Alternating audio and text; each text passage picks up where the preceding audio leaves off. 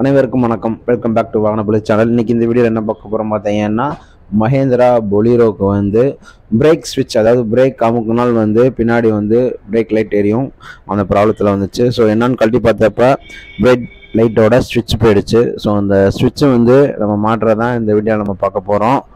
So இதுதான் அந்த ஸ்விட்சு. Break பெடலுக்கு கீழே வரும் இந்த ஸ்விட்சு இதுதான்.